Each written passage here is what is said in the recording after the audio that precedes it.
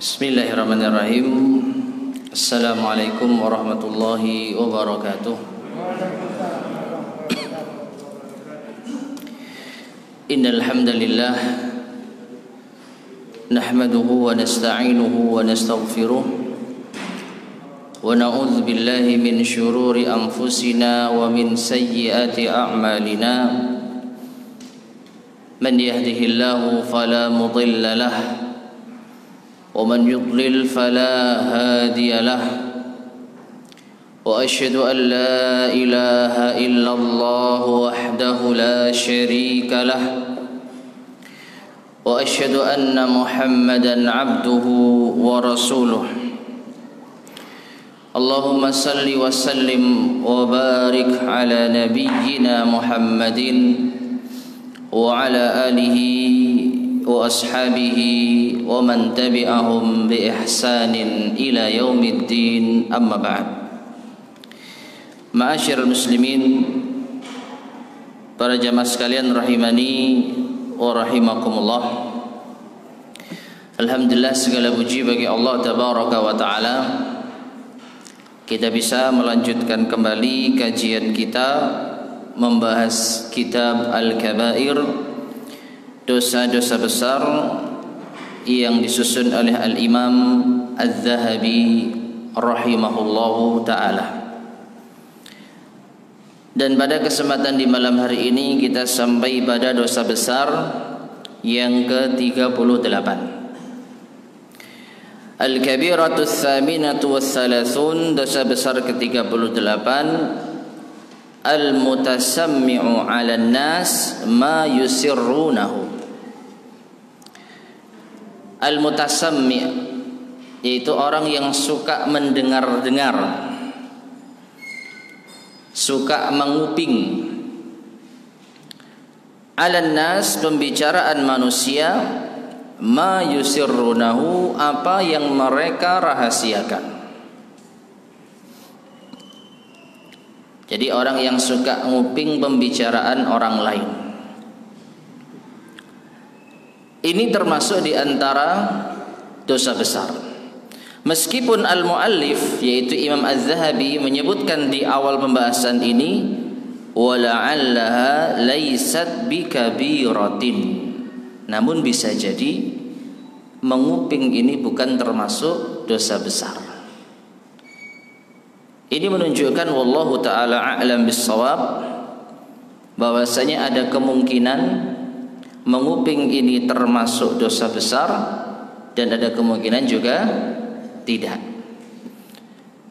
Namun yang pasti menguping itu dosa.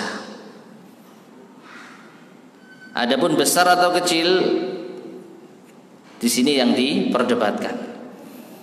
Jadi Imam Zahabi memasukkan ini ke dalam dosa besar nomor 38, tetapi beliau sendiri memiliki pandangan bisa jadi ini bukan dosa besar. Lalu beliau membawakan dalil dari firman Allah Subhanahu wa taala surah Al-Hujurat ayat ke-12. Wala tajassasu, dan janganlah kalian tajassus.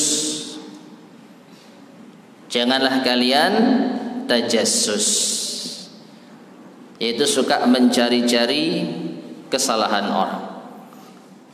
Nah, ini menunjukkan bahwasanya tindakan menguping pembicaraan orang lain termasuk di antara bentuk tajassus, mencari kesalahan orang.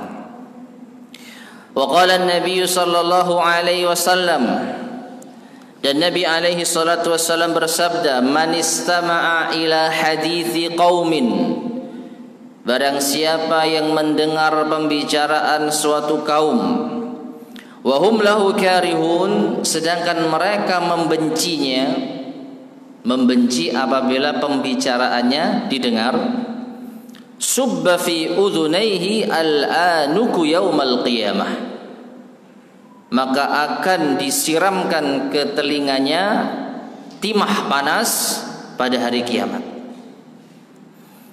Wa man sawwara suratan, dan barang siapa yang menggambar satu gambar makhluk bernyawa, udziba, maka akan disiksa, wa kullifa, dan akan dibebani an yanfukha fiha ruha, untuk meniupkan ruh pada gambar tersebut.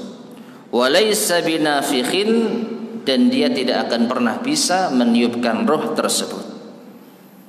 Rawahul Bukhari, hadis ini diriwayatkan oleh Imam Al-Bukhari. Wal anug, sedangkan makna dari al anug ar-rasasul mudhab, yaitu timah yang meleleh, timah panas. Kemudian al-mu'allif menyebutkan di sini, sayati syarhuhu indal kalam 'alal kabirati sadisati was sab'un. Akan datang penjelasannya insyaallah, pembicaraan tentang hal ini lebih lanjut pada dosa besar yang ke-76, yaitu dosa besar at-tajassus, mencari-cari kesalahan orang lain. Taib, ma'asyar muslimin rahimani wa rahimakumullah. Jadi dalam hadis ini kita bisa mendapatkan pelajaran bahwasanya termasuk di antara ancaman yang keras di hari kiamat bagi orang yang suka menguping pembicaraan orang lain, yaitu apa? Akan disiramkan kepada telinganya di hari kiamat dengan timah panas. Sebagaimana di dunia dia menggunakan telinganya untuk perbuatan yang dibenci oleh orang lain, maka di akhirat telinganya pun yang akan mendapatkan siksa. Jadi setimpal. Di dunia dia berdosa menggunakan telinganya, dan di akhirat telinganya yang akan disiksa. Nah, di sini ma'asyar muslimin rahimani wa rahimakumullah, bahwasanya kita sebagai seorang muslim sepatutnya menjaga diri kita dari sifat ingin tahu segala urusan orang. Nabi SAW bersabda dalam suatu hadisnya,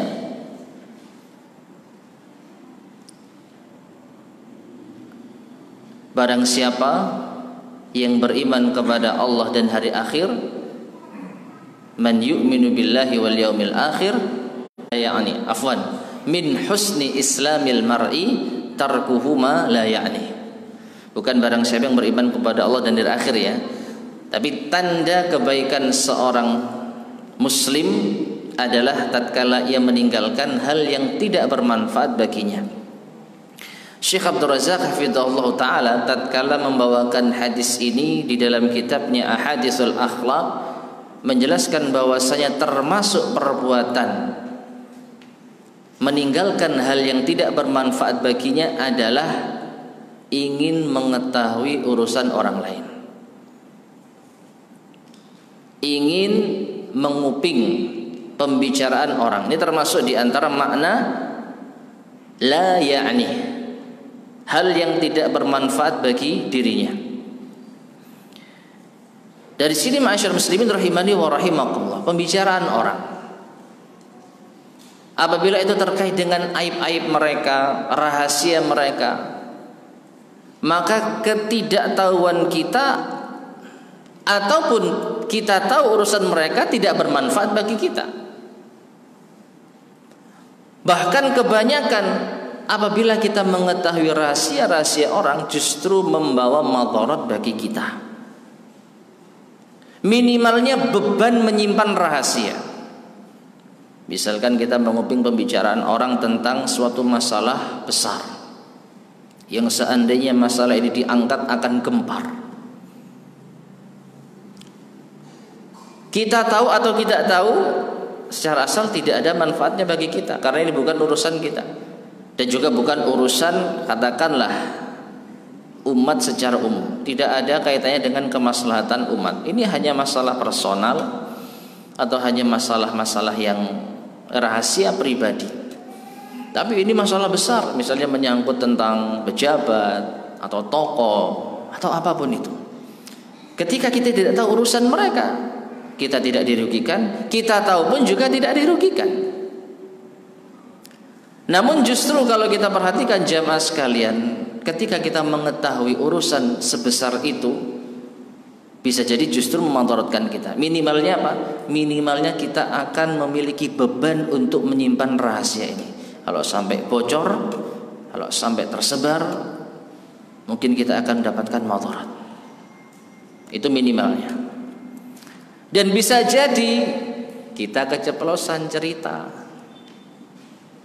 yang dari sinilah kita akan jadi penyebab malapetaka. Dimulai dari apa?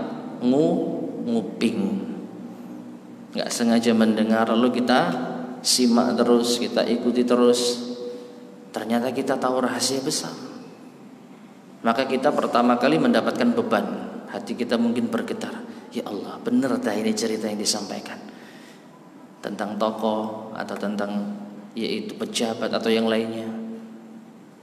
Dan yang kedua, kita pasti tergoda untuk cerita. Tadi saya nggak sengaja terdengar begini dan begini, menyebar, maka ini bisa jadi malapetaka. Oleh karena itu, masyarakat muslimin rahimani wa rahimakumullah, belum lagi orang yang kita dengar pembicaraannya, kalau mereka tidak suka, maka mereka akan menuntut kita pada hari kiamat kelak. Dan Allah Subhanahu wa taala akan membalas dengan disiksa telinga orang tersebut dengan timah yang panas. Ya. Oleh karena itu, lebih selamatnya ketika kita mendengar cerita-cerita yang sensitif, tidak sengaja kita alihkan pendengaran kita. Kita jauhi, yaitu orang yang sedang berbicara tersebut. Adapun hadis berikutnya ataupun lanjutan hadisnya, man sawwara suratan, siapa yang menggambar suatu gambar makhluk bernyawa, maka akan diazab dan dibebani untuk meniupkan roh, dan dia tidak akan bisa. Ini menunjukkan dosa besar termasuk menggambar makhluk bernyawa. Ya, karena termasuk di antara bentuk menandingi ciptaan Allah Subhanahu wa taala. Adapun al-mu'allif menyebutkan pembahasan tentang masalah menguping ini akan lebih luas pada dosa besar yang ke-76, yaitu at-tajassus. Wallahu taala alam bisawab. Baik, kita lanjut pada pembahasan berikutnya, al-kabiratut tasi'atu wathalathun. Dosa besar yang ke-39, al-la'anu, tukang laknat, orang yang suka melaknat. Kalau bahasa kita mengutuk, ya, melaknat atau mengutuk.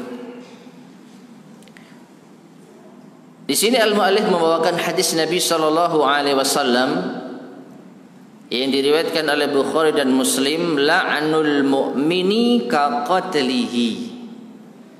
Melaknat seorang mukmin itu seperti membunuhnya. Muttafaqun alaih. Laknat ma'asyar muslimin rahimani wa rahimakumullah, secara bahasa maknanya adalah at-tardu wal ib'ad an rahmatillah, menjauhkan seseorang dari rahmat Allah, menjauhkan sesuatu dari rahmat Allah. Bukan hanya orang, ya, karena nanti Imam Az-Zahabi akan membawakan hadis bahwasanya binatang itu bisa juga terlaknat. Ya, binatang juga bisa apa? Terlaknat. Jadi laknat maknanya al-ib'ad an rahmatillah, dijauhkannya sesuatu dari rahmat Allah Subhanahu wa ta'ala. Dan dulu pernah kita sampaikan pula bahwasanya termasuk di antara sesuatu itu dosa besar apabila ada ancaman laknat. Ya. Mengapa ini menunjukkan dosa besar? Karena bagaimana mungkin seorang bisa lepas dari rahmat Allah? Tidak ada seorang pun dari kita yang bisa lepas dari rahmat Allah Subhanahu wa ta'ala. Makanya ketika ada orang yang terlaknat, ada orang yang mendapatkan laknat, yang maknanya dia dijauhkan dari rahmat Allah, maka ini menunjukkan orang itu betul-betul yaitu mendapatkan dosa besar. Betul-betul apa? Mendapatkan dosa besar. Karena nggak ada tandingannya rahmat Allah Subhanahu wa ta'ala. Meskipun secara zahir orang tersebut masih mendapatkan nikmat. Ada orang yang terlaknat, ada orang yang mendapat ancaman laknat tapi masih bisa makan kenyang, masih bisa bernafas, masih bisa tidur nyenyak.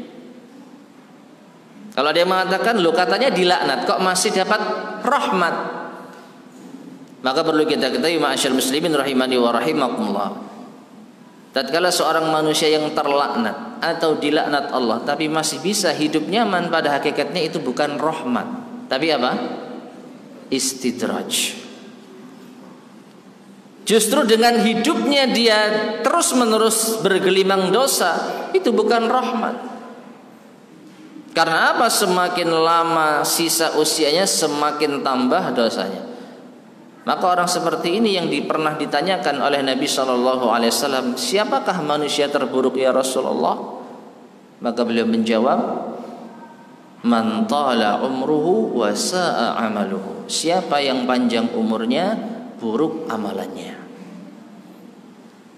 Semakin panjang usia semakin nambah dosa. Kalau kita cermati jamaah sekalian rahimani wa rahimakumullah, sekiranya ada orang yang usia 40 tahun dia sudah membawa 100 dosa, dan setiap bertambah usia senantiasa tambah dosanya, kira-kira lebih baik mati atau tambah usia? Kalau lebih baik kita minta ya tentu mati di atas husnul khotimah, kan gitu ya. Tapi kalau kita bicara mana yang lebih ringan, orang yang bergelimang dosa saat usia 40 tahun dia sudah mendapat atau membawa 100 dosa. Ini kalau misalnya hitung-hitungannya seperti itu, dia sudah punya 100 dosa. Usia 40 tahun 100 dosa. Kalau nambah 41 tahun tambah lagi setiap tahun misalnya 10 dosa, 110. Bisa kita bayangkan, setiap tahun tambah usia, setiap itu pula tambah dosanya. Per tahun 10. Kira-kira lebih baik mana? Dia mati saat usia 40 tahun atau mati saat usia 50 tahun? Lebih ringan mana? Lebih ringan mati di saat usia 40 tahun.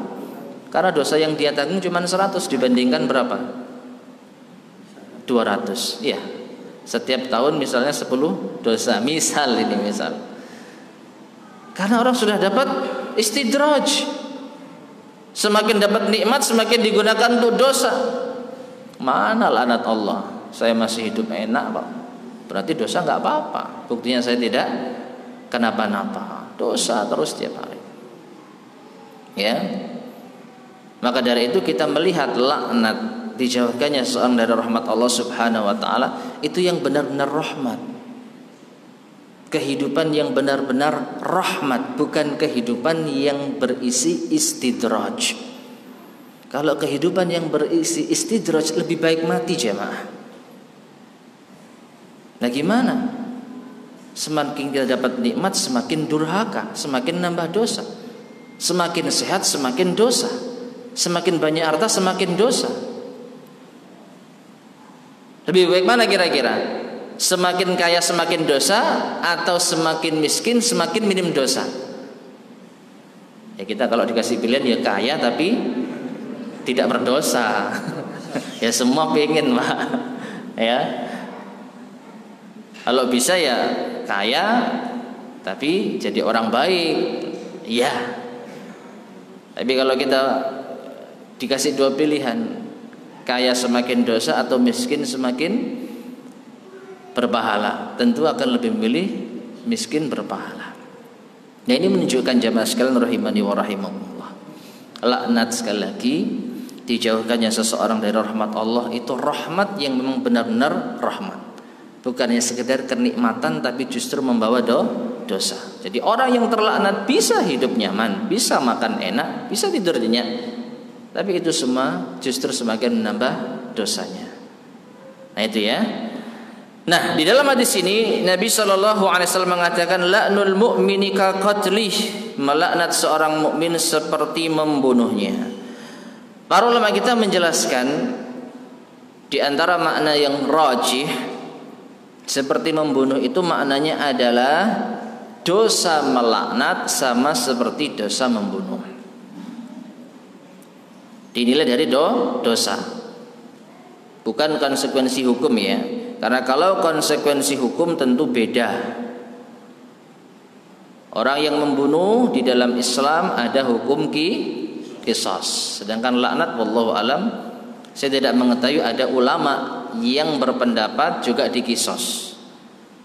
Ada orang melaknat seseorang lalu diqisas. Wallahu alam, saya tidak pernah tahu ada penjelasan seperti itu. Sehingga yang lebih rajih maknanya adalah nilai dosanya.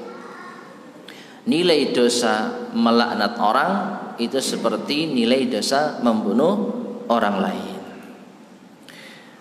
Wa qala sallallahu alaihi wasallam, Nabi sallallahu alaihi wasallam juga bersabda, sibabul muslimi fusuqun wa qitaluhu kufrun.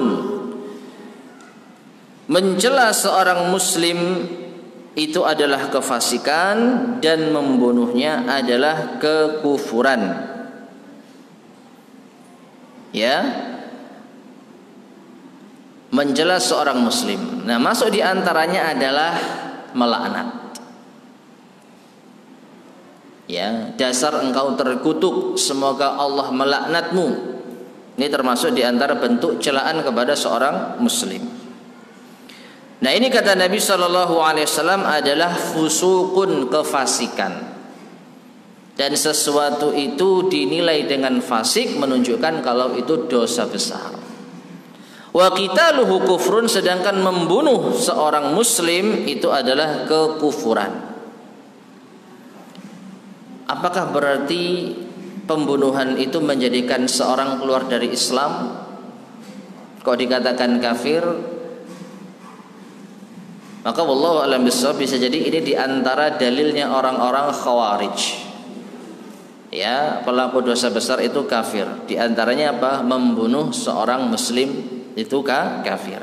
Namun yang sahih wallahu a'lam bishawab, makna dari qitaluhu kufrun itu apabila ada orang yang meyakini bolehnya membunuh seorang muslim, maka tidak diragukan lagi, maka ia telah kafir. Karena telah menghalalkan apa yang Allah haramkan. Membunuh haram. Tapi kalau ada orang meyakini membunuh itu halal, maka dia telah menghalalkan. Sallallahu alaihi wasallam bersabda, la yakunul la'anuna syufa'a wa la syuhada'a yaumal qiyamah, rawahu Muslimun. Tidaklah orang-orang yang suka melaknat itu menjadi pemberi syafaat dan juga tidak pula menjadi saksi yaumal qiyamah, pada hari kiamat. Hadis riwayat Muslim. Ma'asyiral muslimin rahimani wa rahimakumullah, ada yang berpendapat orang yang melaknat ini juga tidak menjadi pemberi syafaat dan menjadi saksi sampai pun di dunia.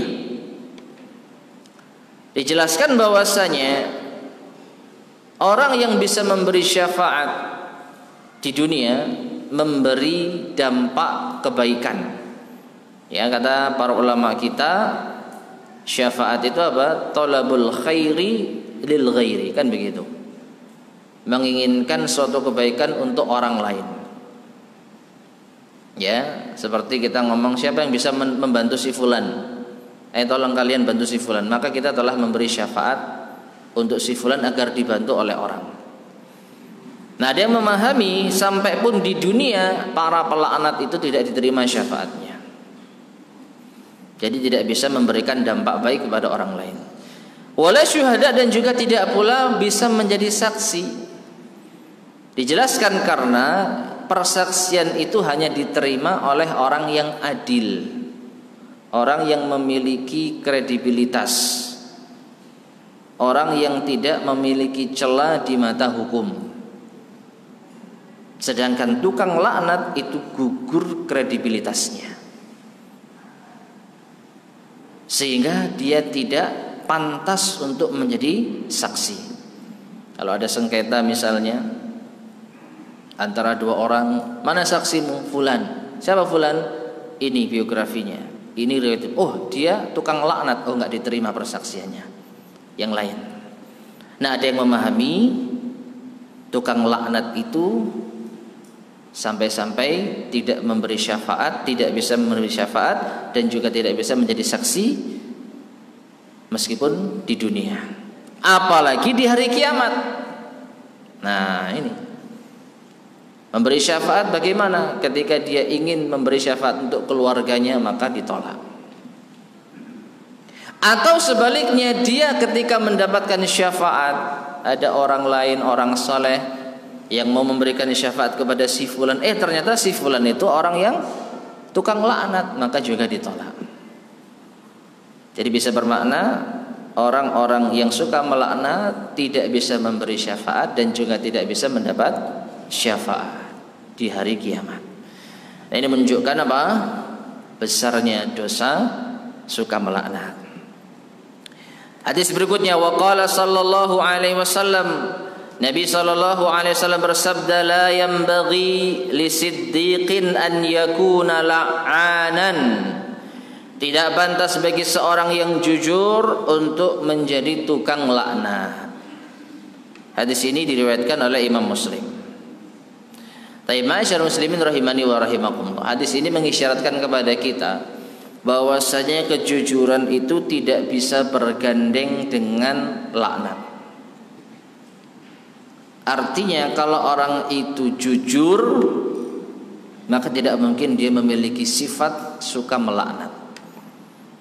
Dan sebaliknya, kalau ada orang yang suka melaknat, maka nilai-nilai kejujuran bisa dipastikan jauh dari dirinya. Ya, kalau ada orang yang suka melaknat, maka bisa dipastikan kejujurannya diragukan. Dan ini kembali kepada hadis sebelumnya, tidak bisa menjadi saksi pada hari kiamat. Dan ada juga yang menjelaskan di mana? Di dunia. Contoh nyatanya bagaimana? Ada orang cerita tentang suatu kejadian, cerita biasa.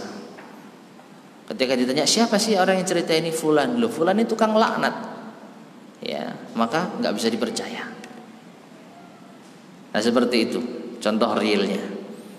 Kalau ada orang yang suka melaknat, maka cerita, kabar, berita yang datang darinya tidak bisa dipercaya. Dalilnya ini, la yanbaghi lisiddiqin an yakuna la'anan. Orang jujur itu tidak pantas untuk menjadi tukang laknat. Berarti artinya apa? Kalau dia suka melaknat, diragukan kejujurannya. Kalau dia suka melaknat, diragukan berita yang keluar dari lisannya. Dan ini hak kita. Boleh percaya kepada cerita orang, boleh tidak. Tapi paling tidak ini indikasi kalau kita waspada dari berita-berita yang didapat dari orang yang suka melaknat. Minimalnya kita bisa waspada, itu saja. Orang suka melaknat sana, melaknat sini. Dan tentu saja yang dimaksud melaknat ini, melaknat seorang muslim yang dia tidak pantas untuk dilaknat.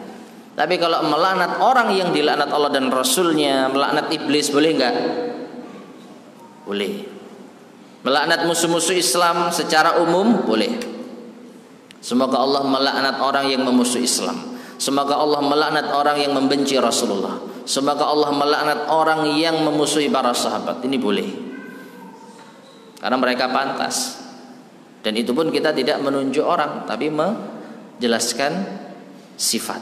Siapapun yang memiliki sifat seperti ini, maka dia pantas mendapat laknat Allah Subhanahu wa ta'ala. Tapi kalau urusan pribadi, masalah dunia, lalu kita melaknat, nggak boleh. Ya, ingat, laknat itu kita mendoakan seseorang jauh dari rahmat Allah Subhanahu wa ta'ala. Dan karena dosa-dosa pribadi, maka amat sangat remeh kalau ini dijadikan dasar kita menginginkan orang lain jauh dari rahmat Allah Subhanahu wa ta'ala. Gak dijelaskan ya dari siapa ini?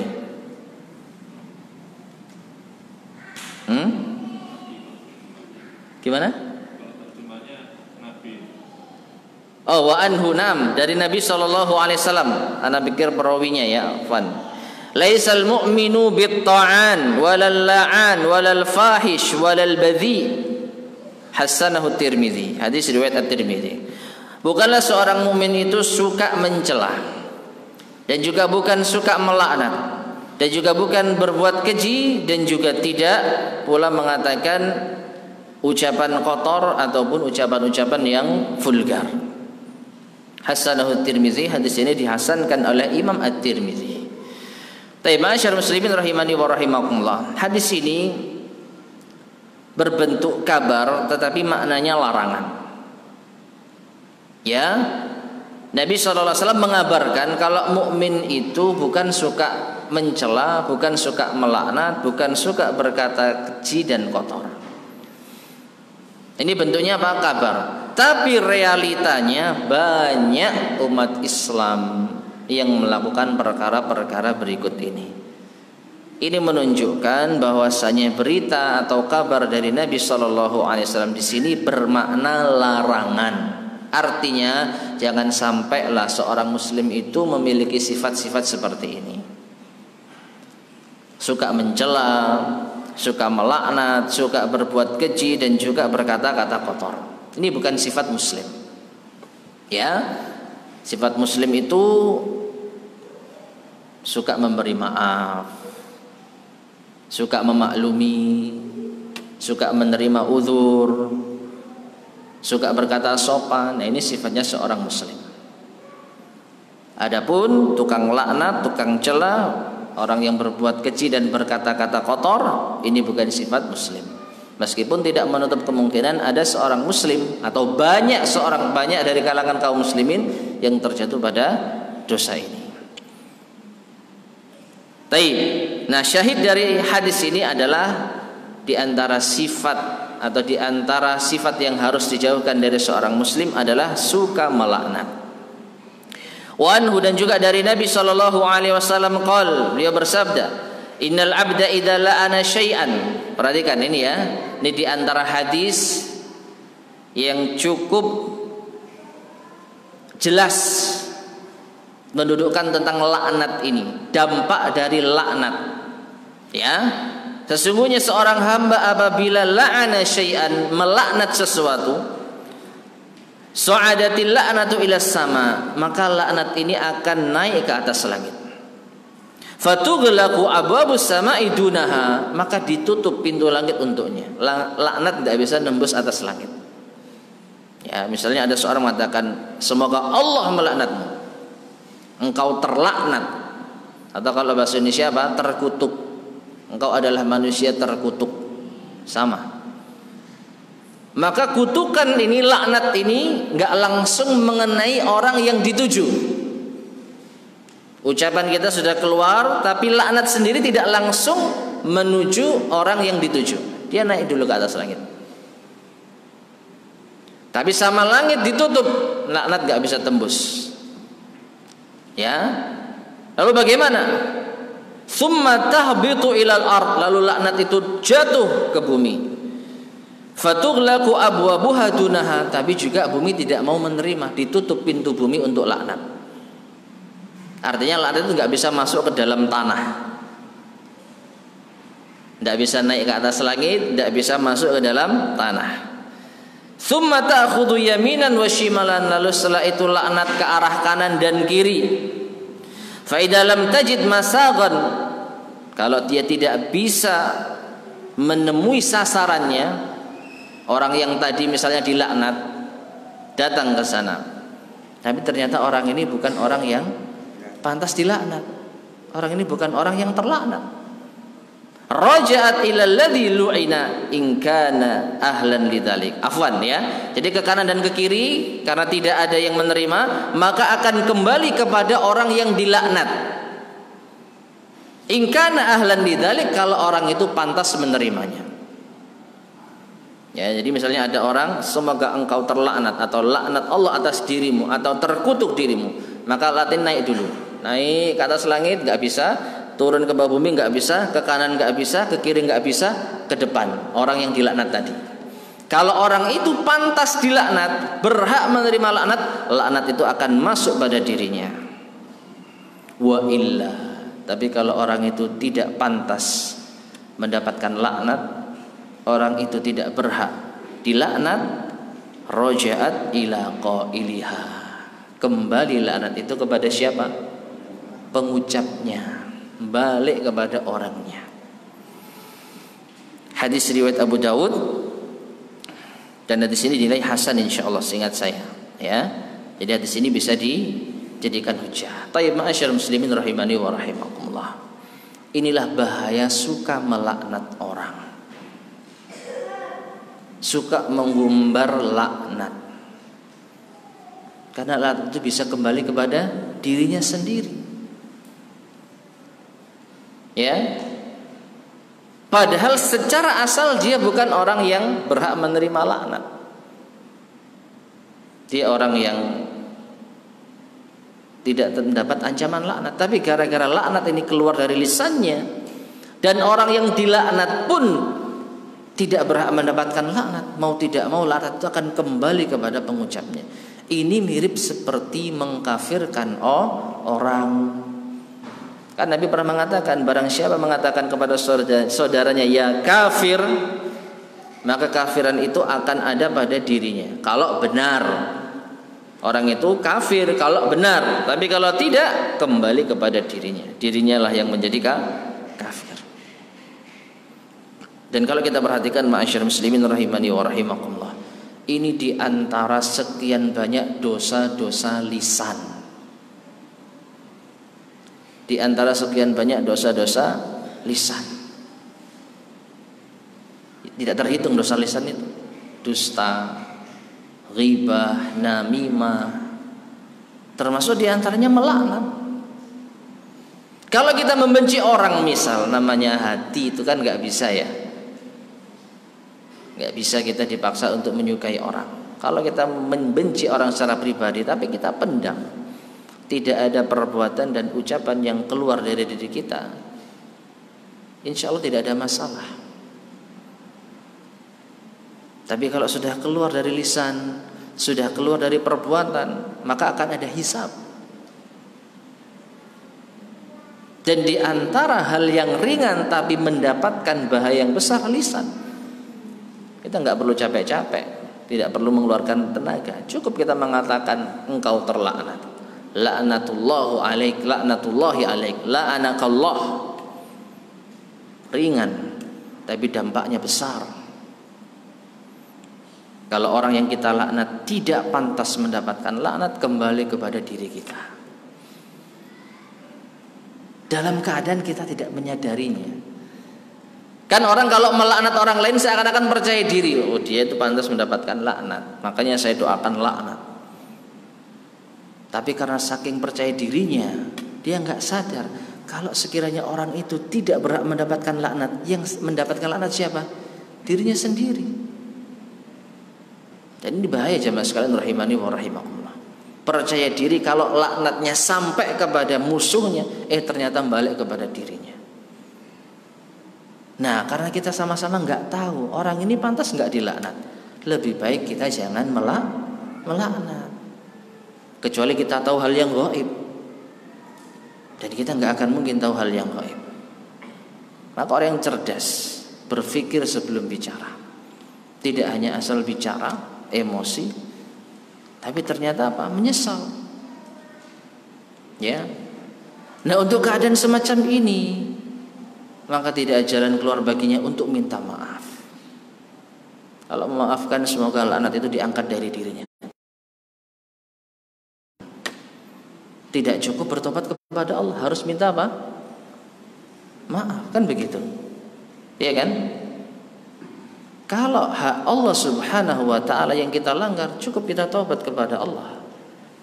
Tapi kalau ada hak orang lain yang kita langgar, selain bertobat kepada Allah, kita juga harus meminta penghalalan.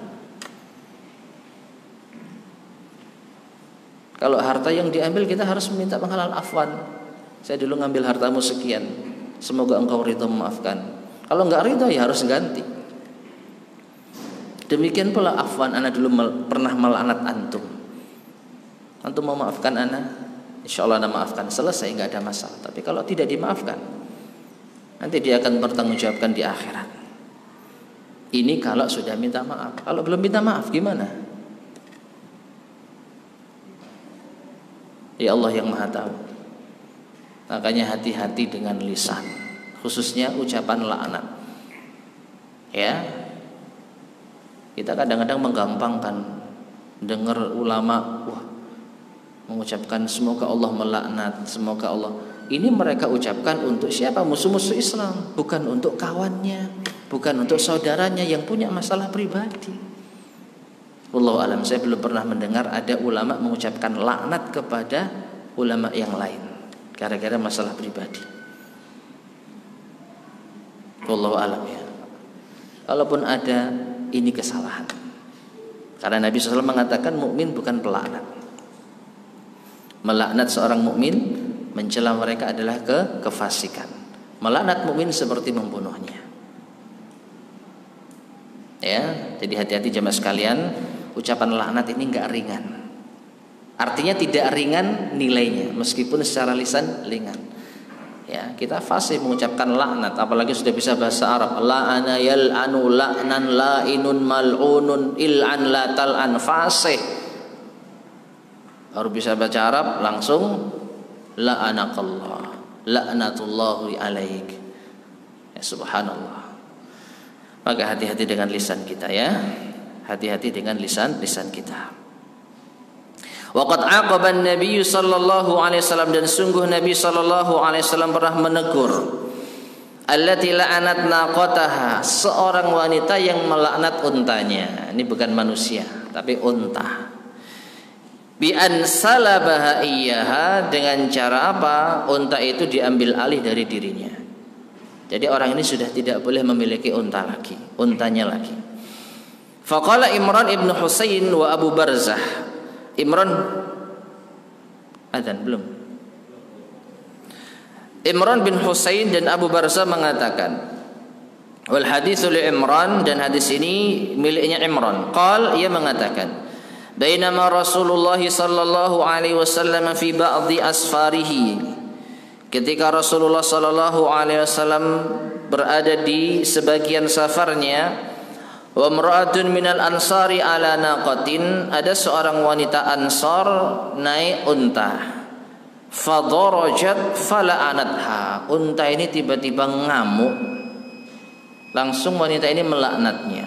Ya, engkau unta terlaknat, atau semoga Allah melaknatmu. Penting unta itu dilaknat.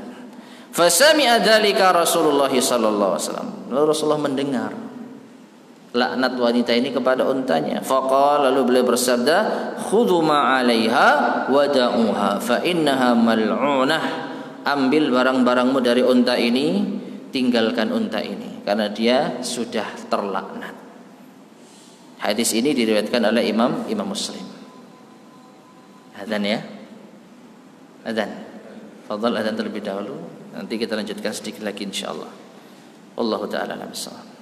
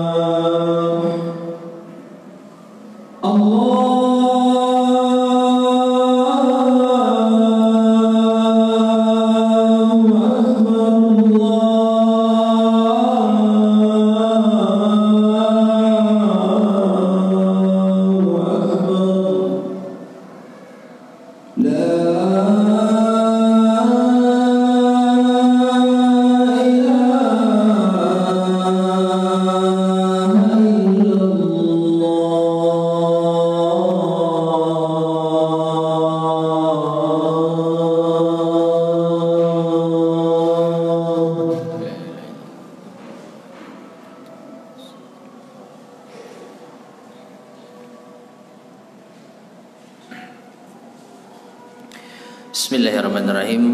Kita lanjutkan ma'asyiral muslimin rahimani wa rahimakumullah. Jadi di hadis ini Rasulullah sallallahu alaihi wasallam melarang wanita tersebut untuk memiliki unta yang telah dilaknat. Jadi sudah, ini bukan untamu lagi. Lepaskan unta itu. Ini sebagai hukuman. Kata para ulama, ini sebagai hukuman karena dia telah melaknat untanya. Jadi dari sisi pemilik unta yang telah melaknat untanya, maka dia dihukum tidak boleh memiliki unta itu lagi.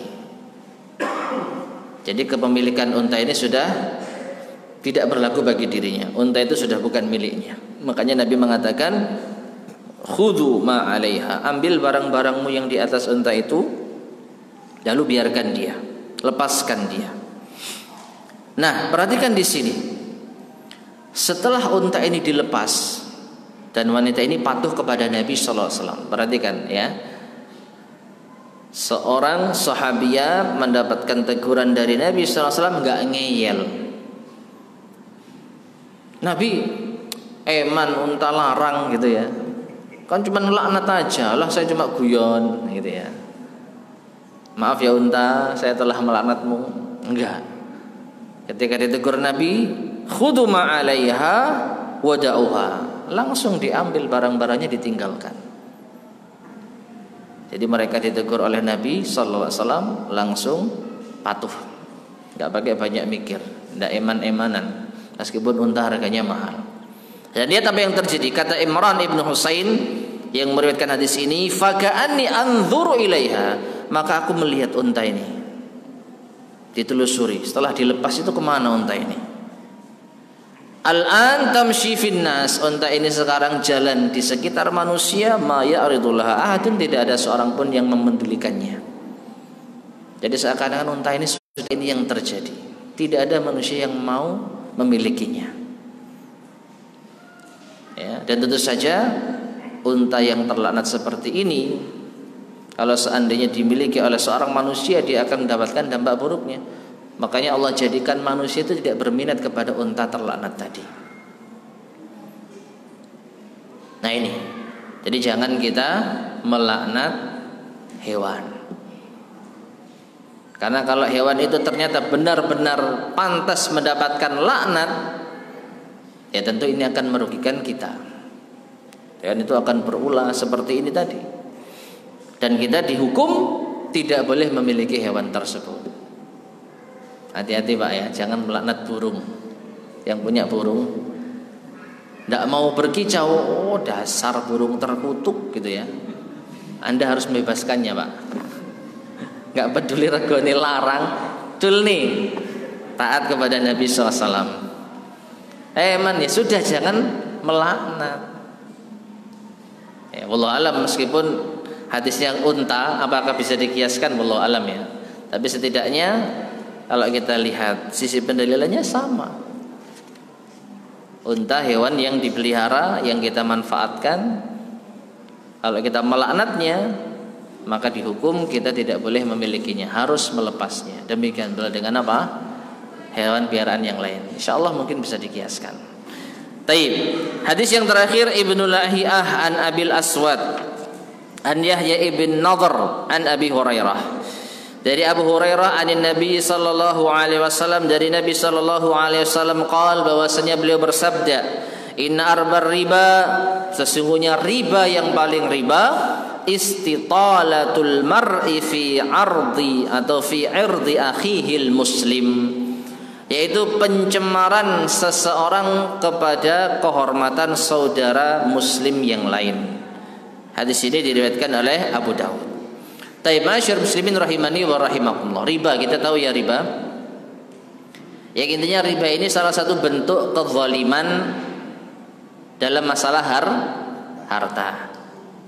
Ada orang pinjam ke kita 100.000, lalu kita tagih 110.000. Apa 10.000? Bunganya. Ya, telat 1 bulan nambah 10.000. Semakin telat semakin besar bunganya. Kata orang-orang bunga, padahal itu hakikatnya apa? Riba. Nah, berarti kalau ada orang yang kita tarik bunga atau riba 10.000 saja. Jadi dia punya utang ke kita 100.000, kita tagih 110.000, berarti kita telah memakan hartanya dengan cara yang batil senilai 10.000. Kita telah menzaliminya dengan mengambil harta dengan cara yang batil 10.000. Nah, demikian pula dengan pencemaran nama baik kepada saudara muslim. Kita telah menzalimi dirinya senilai, wallahu alam bisawab. Kalau uang bisa dihitung, tapi kalau pencemaran kehormatan,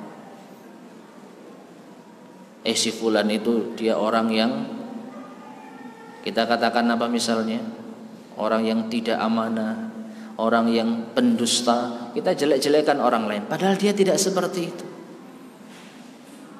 Maka kita telah mencemarkan nama baiknya.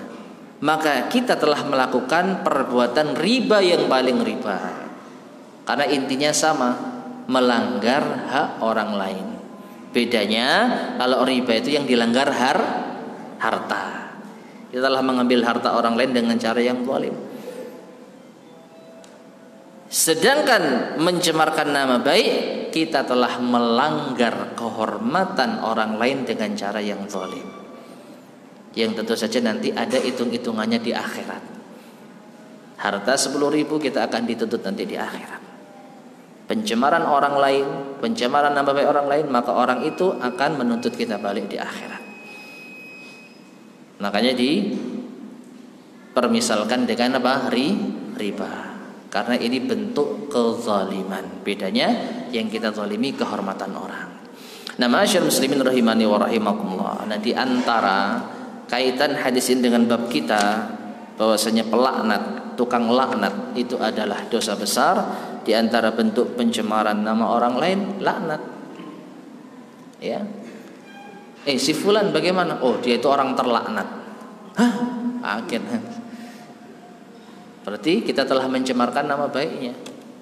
Nah, kita apa? Dapat dosa. Nah, dari sini ma'asyiral muslimin rahimani wa rahimakumullah, hati-hati ya dari ucapan laknat. Baik pakai bahasa Indonesia maupun bahasa Arab. Kalau bahasa Arab saya bukan ngajari ya, tapi kalau ada mendengar ucapan seperti ini hati-hati. Laknatullah alaik, la'anakallah, Allahu yal'anuka. Pokoknya seperti itu. Ya. Itu kalau bahasa Arab. Bahasa Indonesia, semoga Allah melaknatmu, kamu terlaknat. Apalagi Pak? Kamu terkutuk, semoga Allah mengutukmu. Dasar manusia terlaknat, dasar manusia dilaknat. Ya pokoknya seperti itulah. Hindari kata-kata ini. Kalau kita tidak mau mendapat balik laknat tersebut. Wallahu taala alam bissawab. Baik para jamaah sekalian rahimani wa rahimakumullah, ini yang bisa kita sampaikan pada kajian kita di malam hari ini. Mudah-mudahan Allah Subhanahu wa taala menjaga lisan kita dari suka melaknat saudara kita muslim yang lain. Ada yang tanyakan sampai sini? Berkaitan dengan tajasus, mencari kesalahan orang lain, itu termasuk perbuatan dosa.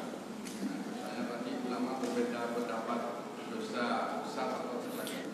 Yang ya. Bagaimana dengan misalkan seorang intelijen? Kalau intelijen itu jelas karena itu tugas negara. Nah sekarang bagaimana dengan wartawan? Taib. Kalau tajassus setahu saya dosa besar. Yang Imam Zahabi yang tadi sempat mengatakan la'allahu laisat minal kabair, la'allaha laisat bikabirah, itu al-mutasami, ngupingnya. Aktivitas kita nguping pembicaraan orang. Entah nanti kita dapat kabar yang bisa kita sebarkan sebagai, yang namanya tajassus kan nyari kesalahan kan.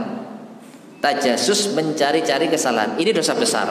Dan ini akan dibahas di bab dosa besar yang ke-76. Ini dosa besar. Tapi kalau aktivitas nguping, ini yang Imam Zahabi mengatakan bisa jadi kalau sekedar nguping itu bukan dosa besar. Tapi kalau dari nguping menjadi tajassus, dosa besar. Nah sekarang bagaimana kalau ada orang wartawan, profesinya cari-cari berita, otomatis nggak hanya nguping, ngintip pun dilakukan. Daripada audio langsung video. Kalau nguping kan kita masang mic, ya ada orang bicara kita masang mic gitu ya. Nah yang nguping, nanti yang ngerekam audionya gitu ya. Nah, ini langsung video. Ya sama, tajassus juga. Kalau yang terkait dengan privasi orang yang dia tidak mau disebar, maka sama seperti ghibah. Ya, kan nanti berita yang didapat diolah, disebar di media. Jadinya ghibah. Ya, apa ghibah itu? Zikruka akhaka bima yakrah. Engkau menyebut tentang saudaramu apa yang dia enggak suka. Jadi dari tajassus bisa naik ke level ghibah. Kalau tajassus itu cari-cari kesalahan. Misal orang, oh tiba wong iki ngene, ngerti aku. Itu tajassus. Tapi kalau sudah diceritakan, jadinya apa? Ghibah. Ada wartawan cuman nyimpen berita tidak disebar. Ada tugasnya ya cari berita supaya disebar. Jadi bukan tajassus lagi, tajassus dan apa? Ghibah. Itu wartawan. Iya. Bisa dipahami soalnya? Insyaallah.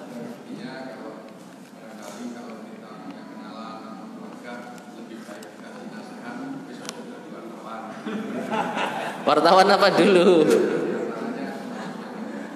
Ya, kalau perbuatan wartawannya meliput berita penting, berita bermanfaat, tidak ada masalahnya. Di masalah kalau wartawan ngeliput pribadi orang.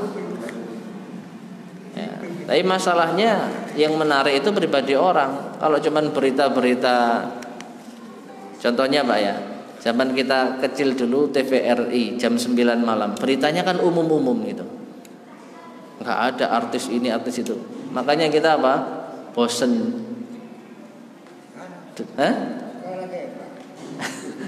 Ayah, dulu kita waktu masih kecil jam 9 malam TVRI itu sudah semua dunia dalam berita.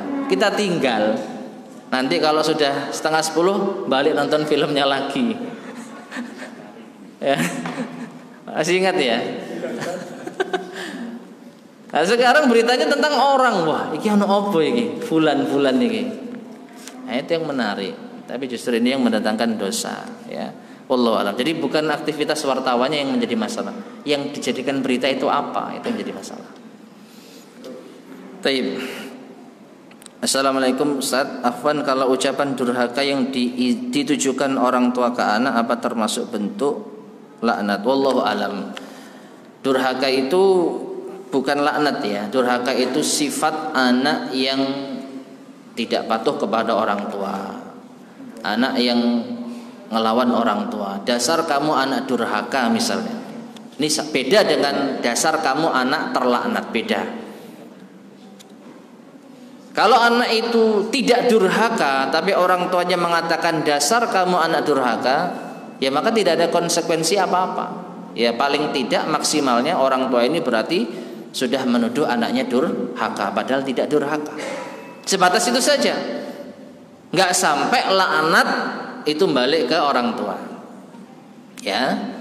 Jadi tuduhan durhaka orang tua kepada anak ini tidak seperti apa? Laknat.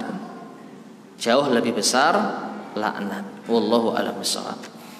Baik, kita akhiri jamaah sekalian rahimani wa rahimakumullah, semoga bermanfaat. Kurang lebihnya saya mohon maaf. Subhanakallahumma bihamdika asyhadu an la ilaha illa anta astaghfiruka wa atubu ilaik. Walhamdulillahirabbil alamin. Wassalamualaikum warahmatullahi wabarakatuh.